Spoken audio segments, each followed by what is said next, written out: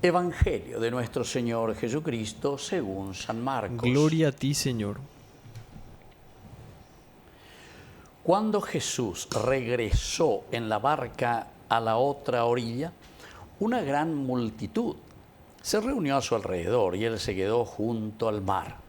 Entonces llegó uno de los jefes de la sinagoga llamado Jairo y al verlo se arrojó a sus pies rogándole con insistencia: mi hijita se está muriendo, ven a imponerle las manos para que sane y viva.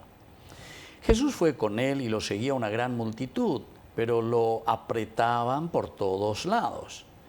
Se encontraba allí una mujer que desde hacía 12 años padecía de hemorragias. Había sufrido mucho en manos de numerosos médicos y gastando todos sus bienes sin resultado. Al contrario, cada vez estaba peor.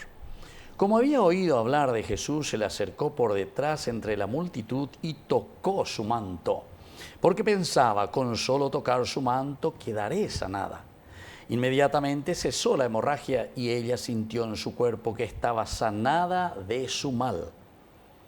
Jesús se dio cuenta enseguida de la fuerza que había salido de él. Se dio vuelta y dirigiéndose a la multitud preguntó: ¿quién tocó mi manto? Sus discípulos le dijeron: ¿ves que la gente te aprieta por todas partes y preguntas quién te ha tocado?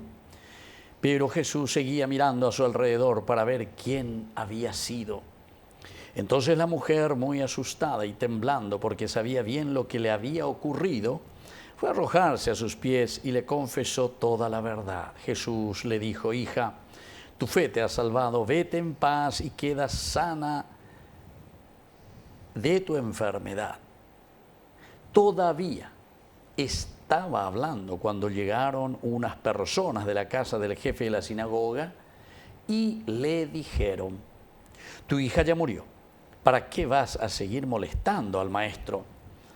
Pero Jesús, sin tener en cuenta esas palabras, dijo al jefe de la sinagoga: no temas, basta que creas.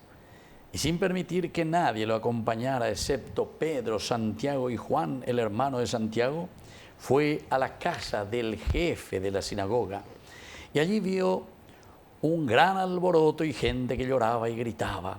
Al entrar les dijo: ¿por qué se alborotan y lloran? La niña no está muerta, sino que duerme. Y se burlaban de él. Pero Jesús hizo salir a todos y tomando consigo al padre y a la madre de la niña y a los que venían con él, entró donde estaba ella. La tomó de la mano y le dijo: Talita cum, que significa: niña, yo te lo ordeno, levántate. Enseguida la niña, que ya tenía 12 años, se levantó y comenzó a caminar. Ellos entonces se llenaron de asombro y él les mandó insistentemente que nadie se enterara de lo sucedido. Después dijo que dieran de comer a la niña. Palabra del Señor. Gloria a ti, Señor Jesús. Queridos hermanos, qué linda que es hoy la palabra de Dios, el Evangelio, cómo se nos presenta. La frase clave de tanto mensaje que encontramos aquí en esta lectura: Talita cum, cum, levántate, epuá. Epuá es hombre, ¿verdad? Nos devuelve la vida, queridos hermanos. Y esto significa sobre todo que es la fuerza de Dios, ¿verdad? El único que puede ayudarnos a salir adelante. Es el único, queridos hermanos, que nos puede ayudar a mirar también nuestros proyectos de vida. Es una historia muy interesante, ¿verdad? Porque Jesús, en primer lugar, que hace milagros, ¿verdad? El gran milagro es el hecho de que Dios camina con nosotros. Es el gran milagro. Peñan de Yara o imagina Peñan en día. Que nosotros lo estamos trayendo y lo estamos viviendo desde la Navidad, porque ese es el gran misterio de la encarnación.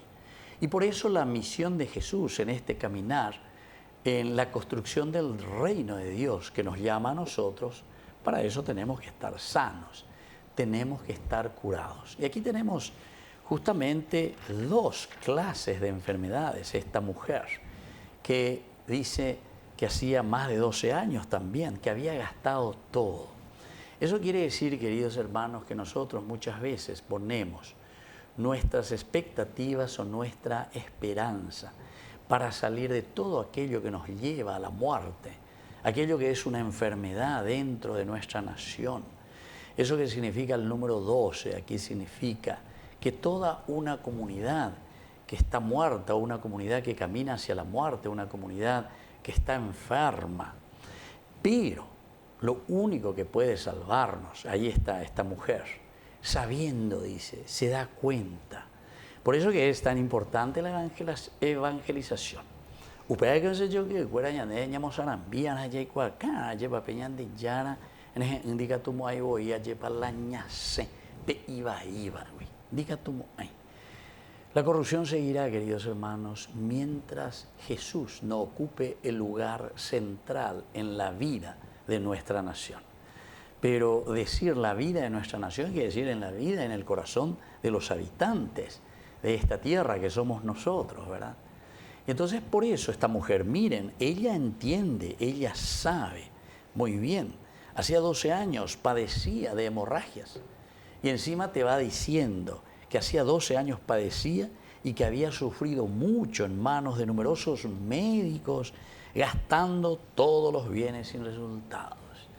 Esto quiere decir, queridos hermanos, que muchos políticos ya han pasado. Umiala, oñemos médico, ñandea, lleva. Entonces médicos ya, entonces miajina, lleva. Entonces que vienen y que se proponen, estaremos mejor y todas esas cosas, pero están mejor y cada vez mejor, ¿verdad? Y vamos escuchando corrupción y corrupción, y vamos escuchando cómo van acumulando riquezas, pero esas riquezas pertenecen al pueblo, pertenecen a la gente, tendrían que haber sido bien distribuidas, porque han sacado y siguen sacando de las fuentes, de las arcas del Estado, se dice eso, ¿verdad? Así de sencillo. Entonces, queridos hermanos, estos son los médicos que se presentan hoy, que dicen que van a curar a una nación rota, enferma y que lastimosamente se encuentra en estas condiciones, gastando todos sus bienes sin resultado. Todo el esfuerzo que ponemos, todo lo que decimos, todo lo que hablamos, cuántas veces nuestros obispos, cada año la ñanguaje llega a la cada cupebe lleva, algunos políticos dicen, esta vez dos oímos el año pasado. Plagueo en plagueo, como si fuese plagueo. ¿Ven ahí plagueo? Eso es entonces, queridos hermanos, un toque que el Señor nos está diciendo para que nosotros nos demos cuenta de cómo vivimos y cómo nos comprometemos. Pero como yo siempre digo, tampoco, no solamente ellos son los corruptos o no solamente ellos, sino que todos nosotros como pueblo. ¿Por qué? Y porque somos nosotros al final quienes somos serviles. Solo existen faraones donde hay esclavos.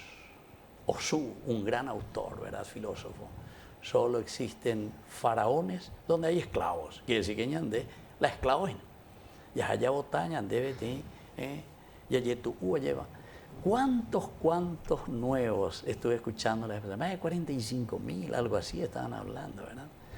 Entonces, gente nueva que meten para estar colgados, ¿verdad? De esta nación, de este pobre país. Qué pena. Entonces tenemos que ser sanados. Estos son los médicos ya, entonces los que vienen y que quieren curarnos. Y entonces aquí insiste, cada vez estaba peor, cada vez estaba peor. Como había oído hablar de Jesús, ojalá, y yo creo que nosotros hemos escuchado ya tanto de Jesús como nación y como pueblo. Esta mañana lleva.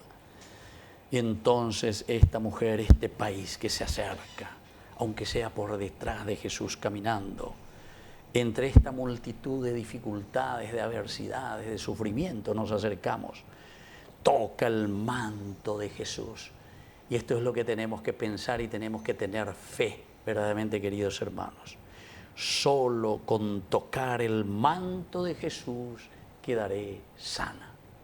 Qué lindo, queridos hermanos. Esto podemos incluso entenderlo de dos maneras. Solamente si le toco a Jesús, solamente si le tengo a Jesús, yo voy a quedar sana. O si no, de otra manera podemos decir, el solo hecho de tocarle a Jesús es lo que a nosotros nos libera. Dos posibilidades hermosas, pero las dos son válidas para que nosotros podamos curarnos como familia, podamos curarnos como iglesia, podamos curarnos como nación, ¿verdad? Podamos curarnos con el solo hecho de tocar a Jesús. Pero entonces tenemos que dar ese paso, tenemos que dar, nos cuesta. El verdadero milagro que el Señor ofrece es el milagro de la conversión. Pero solamente si le tocamos, ahí está entonces como un adversativo que nos llama. Pero si verdaderamente hacemos este paso, y entonces inmediatamente ella, al tocar el manto de Jesús, cesó la hemorragia. Y ella sintió en su cuerpo que estaba sanada de su mal. Y así continúa esta historia, ¿verdad, queridos hermanos? Hay muchísimo más, porque cada versículo es una riqueza impresionante que nos llama siempre a la conversión y que nos llama siempre a seguir a Jesús y que nos llama sobre todo a entender que solo cuando Dios vuelva a actuar en el corazón de todos, que hemos pasado de una o de otra manera con nuestro bautismo, con nuestros colegios católicos, etcétera, etcétera, o nuestras parroquias, o que decimos que estamos en nuestros movimientos,